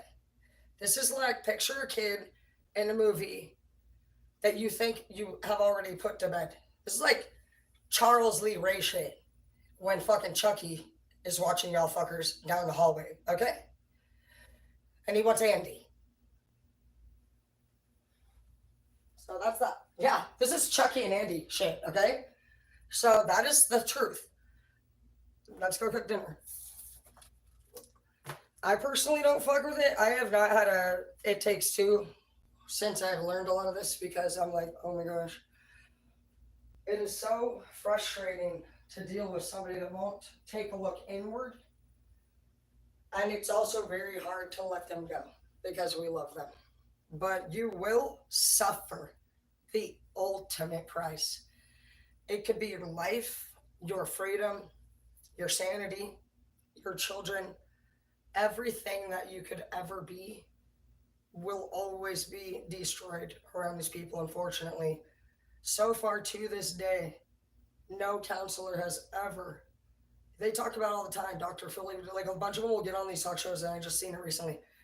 They'll say they don't even understand it to the fucking degree that we talked about it today, but I grew up in a house like that, so oh my gosh. I already know how it feels. You know, I feel bad for you guys because you guys find out usually through going out with a girl. I grew up in the center of it. No other female in my family is fun. And I love them very much. I'm not saying they're bad, but they are evil. And they will fuck my men and they will fucking raise my kids and act like they're a superhero. And they sabotage, they fucking talk down about all of their men. I mean, everything we talked about today is a daily thing. When I went to Alaska, I was gone for 4 months at a time. And every time I came back, it was like, I'd be so excited to go talk. But it's like tea time every fucking time I get there. I don't want to talk shit about people. I was feeding the eagles and looking at the fucking World War II bunkers and, you know, just seeing the fucking hail and the wind change and, you know, getting stranded in Anchorage. I don't know, it's just all badass, you know? And you get back here and you got some people that just want to put people down and be hateful. And you need help. Not everybody's like that. Keep your hate to yourself. You got negativity, you better tuck it. We don't give a fuck about that shit here. We are happy. We just want to eat good food. We want to be happy. We want you to be happy. And today you just learned that somebody's actually suffering from a disorder and they are actually supposed to be in compliance and they're not. So we all know that somebody who is not actually seeing, if they're supposed to be on medicine and it's a mental health issue, they're actually not in compliance. That's a game changer for you. You can flip the switch in court if you need to at any time. You can take your custody back. You can go to court, file a contempt, and actually say, you can do it at any time to the judge. If you're dealing with a mean person, I want you to know you are strong. And you will follow policy and procedure today. You will not be talking to this person more than once anymore. You have to be kind. You need to be firm. You need to say what you mean, but don't say it mean, because you have to do it godly and you have to do it governmentally. Those are the two blends, because you have to follow policy and procedure with these people. This is an emotional train wreck, fucking repeat cycle with them, and that is their disorder. That disorder will never get better, but it can be regulated. This is like an AIDS for them, and they have to be on their medicine. And if they're not, you do not have to listen to them. You must set boundaries and say, you are not coming over here and doing this. I need you to go. Plain and simple. This person is toxic, they are hateful, and they are abusive. And that is their disorder. And they can't just keep doing it. It's ruining everyone's life. And if you want to really do what you came down here to do, this is it.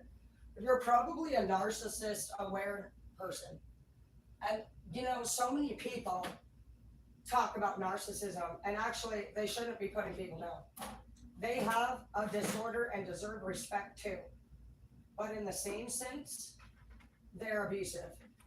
And they have to understand they can't come around here or your house doing that. And they will never disrespect the billboards. I'm a very big awareness spreader.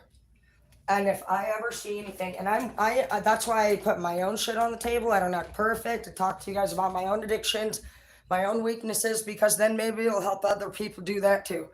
We are all a fucked up world and a fucked up place, and everybody here got a fucked up.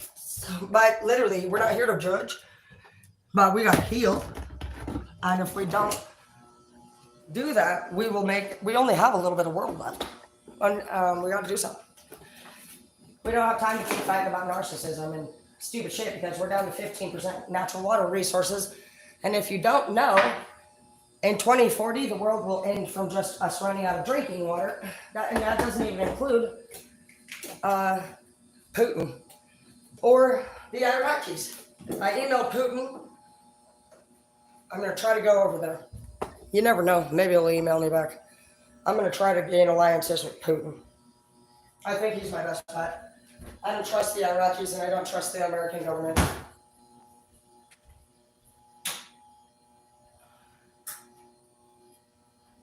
And I think Putin has had a narcissistic mother, and I think we can relate to that. And Putin's wife, she left him. I did a lot of research. Straight left him. She turned his two daughters against him too. He's a hurting man. How I decided on Putin is because he's threatened us 35 times to nuke, but he doesn't do it. And he feels like we do. And there's 3 women abandoned him, and he's hurting. And I think he just needs a group. And the Iraqis are just evil. And yep, we know what we're working with. So that's where we're gonna go. I don't trust anybody's gonna do anything for us anymore. They've let us down so much. And we're not mad, but we need to do something now, because it's just too much. Nobody's gonna do nothing for them.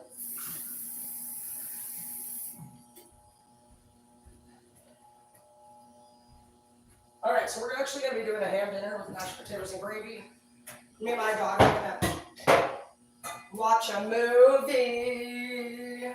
So I love cooking. We went from a family of 6 to 2. So for those of you who are moving or going through a breakup, I'm sure it's been real weird for you. Dinners might change, and it just can feel a lot less homey. But as you see here, there's a lot of peace here now. There used to be toys. I mean, you go through your phases when the kids are going, toys everywhere and screaming. I mean, and every year should just be a little bit different and enjoyable.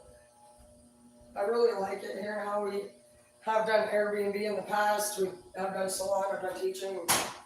And today we do entertainment. And so Halo has her own floor and I have my own. It's been really peaceful. Sometimes we rent Airbnb, and so it's just like we've been working really hard, her and I, over these last years. Martin died in 16, and that's why I love Zeke. And it's just been like that since. So trust me, if you guys are like, oh, I can't find a lover, not really, babe. I just think everybody needs to heal. there's a lot of drugs and there's a lot of pain and family abuse and misunderstandings and nobody's in trouble. But we gotta learn. We gotta fix things. This is a time of fixing things right now. Like the world's, we got some problems. We literally have some problems going on. We have nukes and fucking bombs and like they're just taking land and there's a lot more bigger things to worry about right now than this fighting. Because we're gonna die. Okay. Now, I like to make all homemade, whatever is love cooking. So that's one hobby that'll be great for you. We're gonna start with getting the ham and the bacon. I don't feel I have anxiety from that shit, dude. All right, we're gonna clear it out. Yeah, it's hard. I know. It's hard, you guys. But you're strong and you're smart.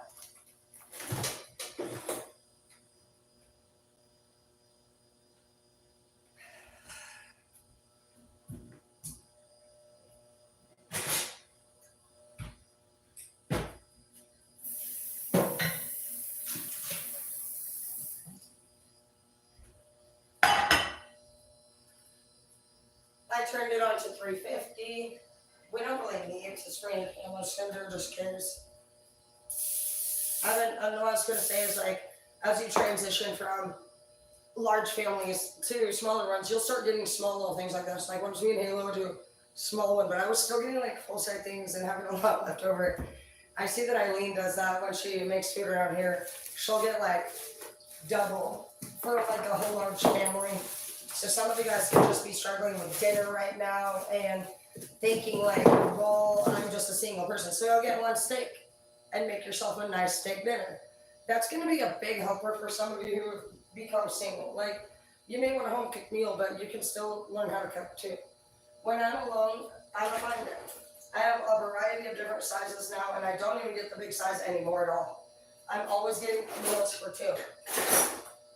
So that was the thing that we had to learn how to do, and it was hard. It was so hard. Hale's been so strong throughout this whole process, and so have I. You can't give up. You're gonna go through toxic breakups right now because you were toxic before you learned even this today, because you had some misunderstandings, and so now with that knowledge, you wouldn't be maybe approaching people. You're gonna have some key things to watch for now, like, do they talk about sexual abuse from the past? What have they done to work through that? This isn't a conversation where you're just like listening to people that say they went through bad things. That's signs of BPD and victim narc. So now you're going to look at that more so as a warning rather than you want to hear, because somebody who's in active therapy and on their medication would know not to be talking about that. They would be going through therapy and they're going to teach them how to be accountable. Those people are told about their victim narcissism, and they're going to say that what they're told is that they're going to help them try to understand that basically they use other people as an excuse to avoid doing their own jobs, their own work. And that's usually where you'll see the BPD and the victim narc leave the counseling, because they don't want to hear that. For them to hear that they've been the toxic one, they can't believe it. Just like when you're fighting with them. So when the counselor says that they've already diagnosed them at that point, they don't tell these people until after they've got a full assessment done. And so that's when it hits them. And they're like, fuck you. Same thing they do when you're fighting with them. Fuck you. It ain't me, it's them. It's you, And so that's exactly where that happens. And they will walk out. So pretty much most of them will be diagnosed. So that's on them. That when you hear somebody saying "fuck you," is that an act of maturity? Because problems need solutions, and if you can't find solutions with anyone, how would they deal with that at work? You'd be fired. You'd be talked to. You'd be written up. You'd be like, "Hey, Sally, let's go and talk to you in the office." Hey, Sally, what's up? So people are just saying, it's the same thing. Why the fuck are they not doing anything? They need a plan of action with a deadline. These people are, they think they can walk around as adults and fucking do whatever they fucking want, and they actually cannot. So don't have sympathy for abusive people. Be cautious. People can snap and have a bad day and be rude, you know, and there are times like women on period. I am not even shitting you. Every time I go to get on my period, I will dump my boyfriend and quit my job. Anyway, you know, I do it every time. It does throw your hormones off. Obviously, when you use drugs or alcohol, you're going to change your dynamic. So that's really what you're doing. A lot of people on drugs will go to the counselor and say they don't feel well. Well, you need to be sober. The drugs and the pills can change our pathways. So when you're going and getting diagnosed on drugs, you're not getting an accurate diagnosis. They're gonna say you're manic. You're gonna look bipolar because you're two people. You're yourself and you're a drug-induced person, and now you're a pill and drug, and it's not right. You'll go crazier. Yeah, mental health is a good thing. I love it. It's changed my life. It's made me just want to give back to you guys. It's like the piece of understanding and just knowing that you really do have the power. Just think about martial arts. You got to be an airbender and a firebender, and you know, yoga and martial arts is really about, it's really about peace and taking your power back. Shut the fuck up, Hazel, and go lay down.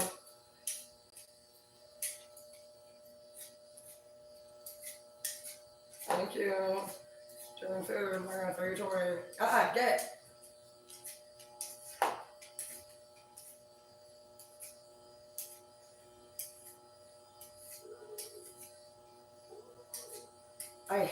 I'm sorry, I've never hated a dog in my life, but I really just dislike hounds anymore. Both my neighbors have gotten hounds. Why? We live in the fucking city. These hounds all day, dude. Why would you do that around me? If I even go outside, I'm like thinking I'm gonna do anything peaceful. Like literally. Unbelievable.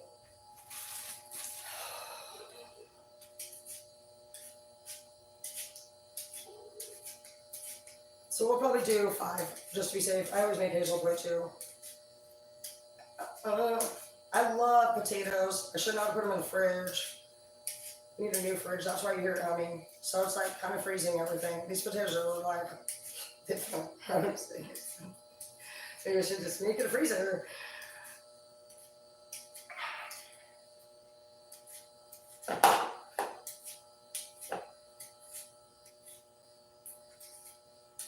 Yeah, make sure your bills are up to date. When you don't know what to do, some advice I got for you to do what you can do.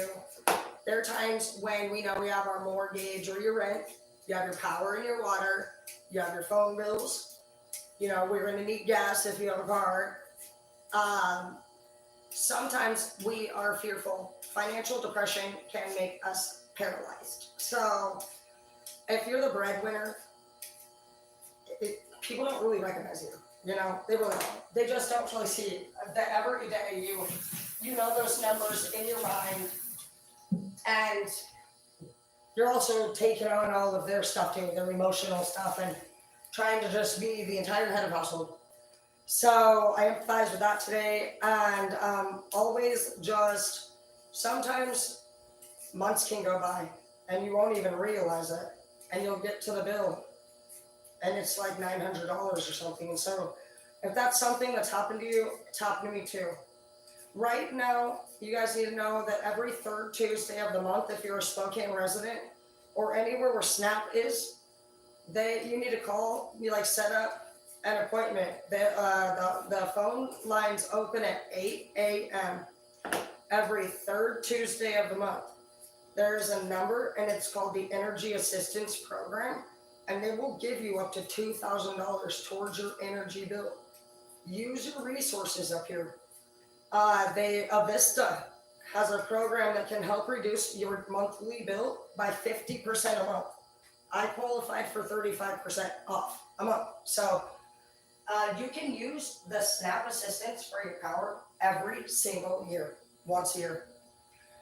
Even the girls that work at SNAP use that assistance program, okay? So up to $2,000 right off top, no matter what. If you have a shut-off notice right now, call them. They are there for you. SNAP helped me in so many ways. If you're a parent, a single parent, call an organization called PCAP, Parent Child Assistance Program. They are non-CPS affiliated, and they are so sweet. They are women who work with any family. You don't even have to be a single parent. You can be any family, and you need help. You don't have diapers. You don't have formula. You don't know how to get anything done. These women sign up with you for 3 years. They bring you Christmas presents, Christmas trees. It's the only group of women that are non-CPS affiliated, so you can trust them. My worker was Heather Cantamessa. She was an ex-heroin addict who changed her life too. And they built this nonprofit organization, and they're just homies, man, that fucking understand, do DV and shit, and they are gonna be there for you. You could call these women at any fucking time. They're basically like sponsors for fucking fucked up families, and they're really trustworthy. Most of us don't get help because we're scared we're gonna get turned into CPS, and so we will stay in abuse. So these women are one of the best people I've ever had in my fucking life. Don't be afraid to use your resources, honey. Right now, we don't know what the fuck to do to get better, and they yell those words out all the time. Get better, get better. What the fuck does that mean? Anybody in a business would give you a plan of action with a deadline. They would say, so, Mike, come on over here. Looks like you're packing fish about 5 minutes every pan. Mm-hmm. So it says you have to do it in 2.5 in our handbook. Oh. So what are we gonna do? We're gonna bring that down. You would set a goal to bring that time down. That's what you would do. It's the same thing that's gotta happen in the house. Hey, John, get over here. Looks like you kicked your brother in the balls again tonight. What do we say about that? You know? Now John has a consequence because you talked to him. How we do it in the workplace is you see a problem, you need to have a face-to-face.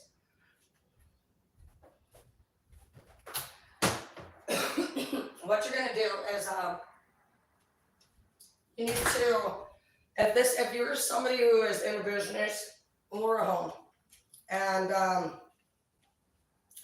you're somebody who's trying to concentrate and make things great again, Donald Trump, then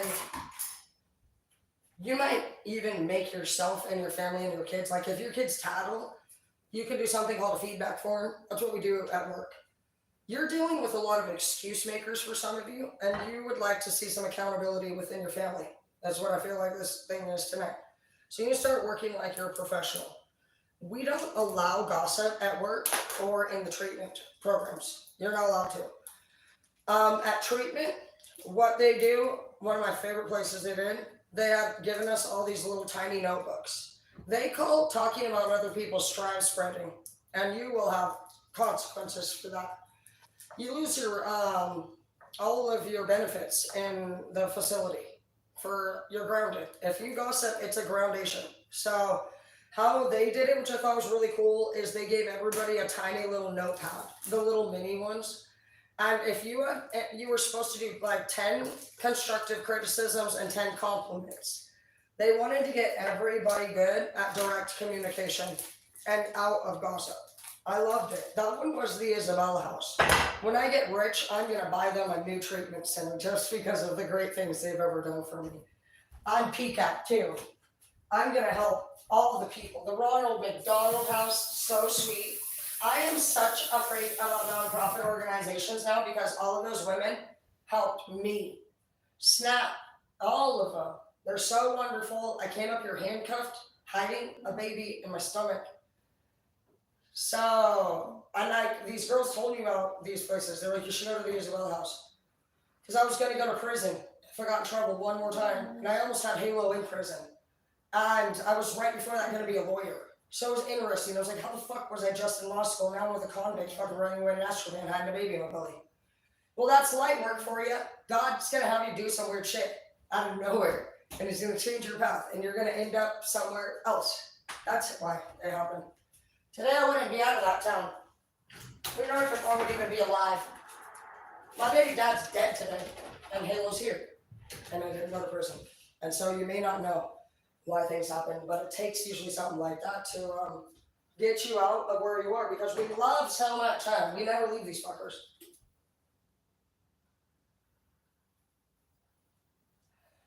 And I think it does take the law. You did have a lawsuit and you had some legal going on in your cards earlier. It could be because of this right here, but it could literally be because you ain't leaving unless you're cuffed or dead. You got Jesse James energy, do you not? Yeah, we do. We ain't going nowhere. You have to either kill us or cuff us, and you fucking know it, okay? I'm scared for anybody that dates me. You're either gonna get arrested or die. No, but really, it's just about, it takes two, babe. And so, when you're choosing your next lover, look to see if they have problem resolution and maturity, and then just think about that motto. Do they say what they mean but not say it mean? And when they are mean, are they under the influence or on their period, or and like basically they will either feel like unwell, and it should be something that is temporary. If it's ongoing, they need to go see a doctor. And if their symptoms don't change, then you need to understand that this person doesn't need to be in charge of their own decision making at this time. You can come in and actually tell them, hey, I think something's going on. I'm going to come with you to the doctor. You don't telling them what to do. You need to allow God to speak through you, because you have to remember to be an angel for him. So we can't abuse people when we find out that they're not feeling so good and they're mean. Or you wouldn't be using their disorders against them, which is mean. That'd be no different than what they've been doing to you. So just know that, okay? Be kind, but be firm. It'll all work out. So far, I've never seen any of them change, but I understand what I'm dealing with, and I live alone, and I move away, and I see them about once or twice a year, and every time, dear sweet Jesus. I'd like to say we all love each other, and we really do. But love works together. And if people are going to be mean, that's a disorder that they have, and especially when they've already... If you have a person that's went to counseling and they came back out and said, fuck that counselor, more than likely. So no, you need to now go back to that and say, all right, let's go into this. You're not asking anymore. This person doesn't have, they're not healthy right now. They literally should have already been on medicine. We know that we're talking about the pit holes of the brain and how the pathways get interrupted, and it's like cars making jumps on a road, and there'd be no way for their decision making to be accurate. And if they're under the influence of something hard and they're angry and they're bitter, because you have to be pure, healthy, and healed. And you have to think of all of us as God's creation. So in the event that you come down and you were trying to change somebody because they were maybe doing something bad for them, you would have to inspire, not tell. So there's a lot of things that you could just look at. People just need to change their view. Everybody's just looking at somebody who's attractive, and that's great. But you're going to be really looking, I think a big thing when you're dating is, I think the most important thing I would say now is problem resolution skills and maturity, and the information to their delivery, to their information. Like, how do they talk to you? It's so much more, because the world is getting really used to disrespecting each other. And that is what's breaking everybody's heart. That's what's making everybody think men suck or women suck, or I'm going to do an OnlyFans or whatever, whatever it is that they're going to do. It's all coming down to the same thing. Pain in the heart. It's not because of anybody's a hoe or anything. It's that nobody wants to fucking do this again. So we gotta change that. And we also gotta just focus on the water. And hopefully Putin won't fucking eat them. We gotta get to these fucking Iraqis and take them out.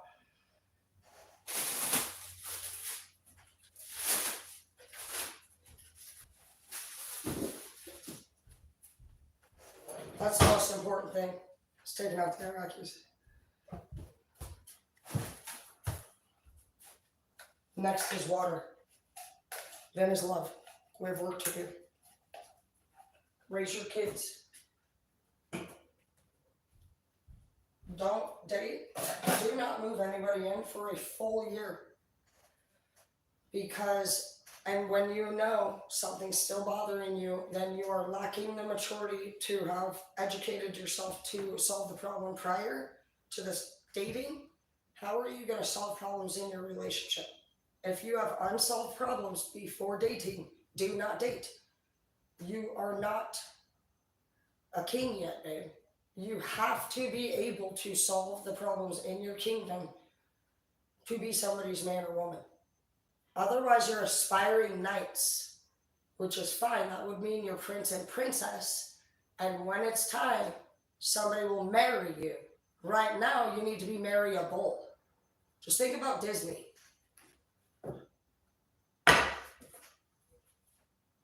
Otherwise, you're like this, what is it, Cinderella sisters? You just want your shade of fade all the time. So I'm going to cut those things around there. I love him. And, I'm going to do it down.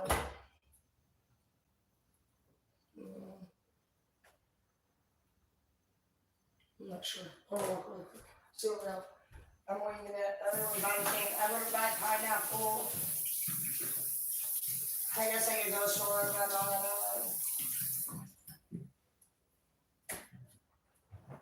yeah, think about Disney. If you want to elevate and tear out like a page, is The Thieves. It's Aladdin, Sailor Red. When you're a knight, you're obviously going to be the prince, and you really are hoping the princess wants to marry you, right? So you know, there's a lot of different princes, and then when you become king, you think of Lord of the Rings. I go into Lord of the Rings when the dark world starts to come for your kingdom. That shit freaks me out, man. How are we gonna protect ourselves from dark? I'm all starting to freaking, like, literally. When you want to go to Emperor and Empress, think about R2 when it is that flying dog. I don't know what it's called. But actually, Avatar. The Avatar. That dude, he's the fucking Emperor, dude. You gotta have chill. Peace. You look over, you're the Oz, Wizard of Oz. You know? So that's what we're doing here. I love you guys so much. Okay, now we need salt in here. I'm just gonna put a little salt. The salt takes the starch out of the potatoes. I had a guy, he's like, what the fuck are you trying to do? Kill everybody? Turn the fan on.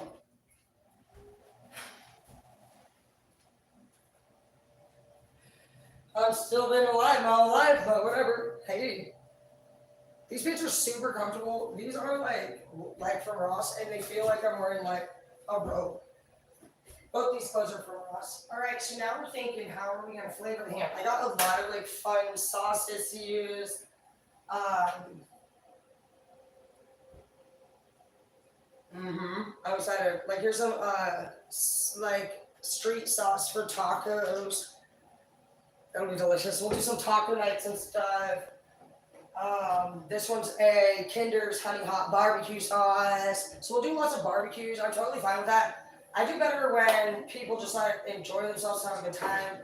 I'm not somebody who ever was allowed to go out and date. I lived on a farm and I pretty much set up everything like work related or like event related. And so you may, yeah, these are gonna be good. But that one's a green one for the tacos. You may be having, you're probably the same way.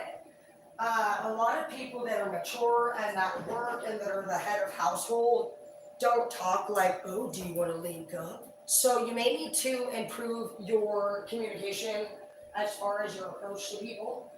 And then also just know that since you're going to manifest from how you think and how you feel, and these cream ones should be super fun to try some new recipes. But since you're manifesting a partner by how you feel and how you really think, if you are temporarily just going in to be satisfied, that will be returned to you in karma. That was gonna be a teriyaki one.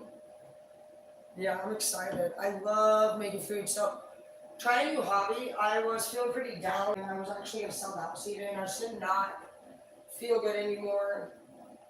It can be really just repetitive to go to work every day, give all of our money away, And then you're gonna be fighting with everybody somehow like we ain't shit. This will be good whiskey river. So those will all be delicious.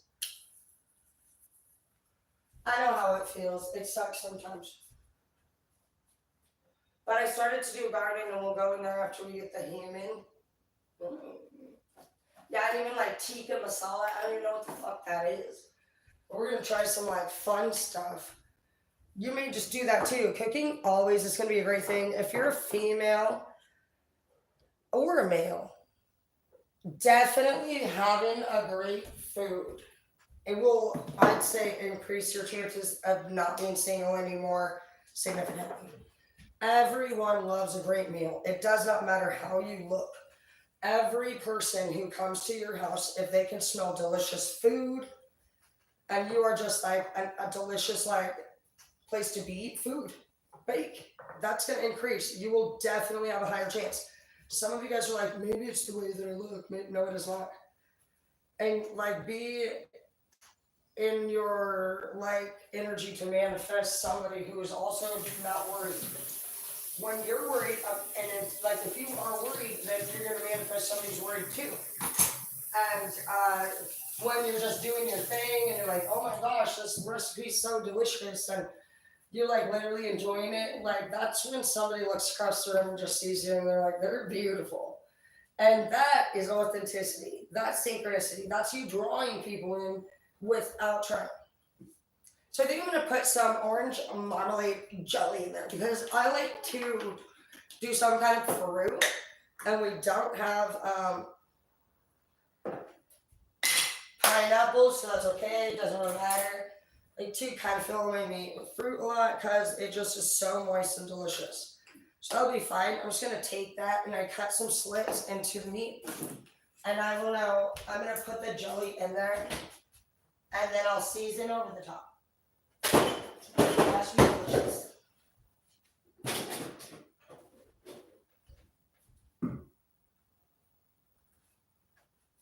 Yummy! I just love teriyaki, dude.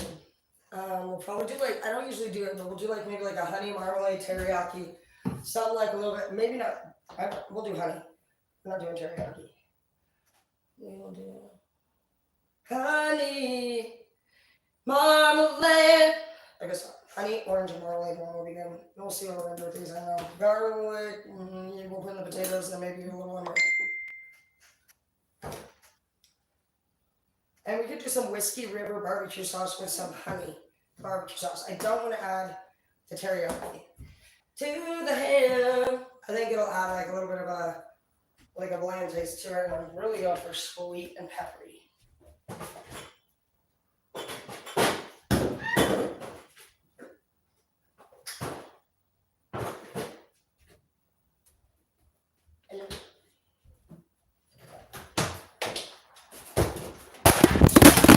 Oh my god.